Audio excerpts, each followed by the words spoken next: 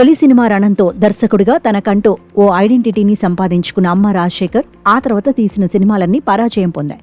గత కొంతకాలంగా సినిమాలకు దూరంగా ఉండి ఇప్పుడు తన కుమారుడు అమ్మ రాగిన్ రాజును హీరోగా పరిచయం చేస్తూ రూపొందించిన చిత్రమే తల.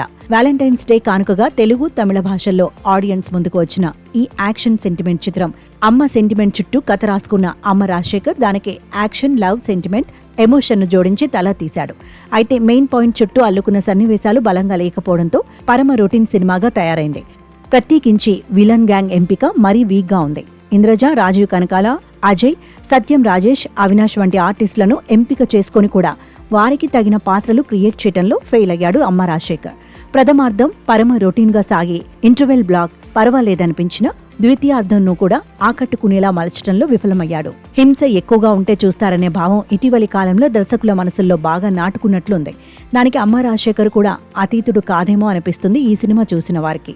నటీనటుల విషయానికి వస్తే అమ్మ రాగిన్ రాజ్కి ఇది తొలి చిత్రం అయినా ఎక్కడ ఆ ఫీలింగ్ కనిపించకుండా అనుభవం ఉన్న హీరోలా నటించడం విశేషం.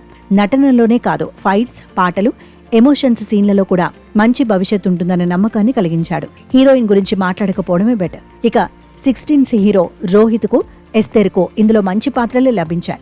వాటికి వారు తగిన న్యాయం చేశారు. ఇంద్రజ, అవినాష్, అజయ్, సత్యం, రాజేష్ పాత్రల పరిధి తక్కువ.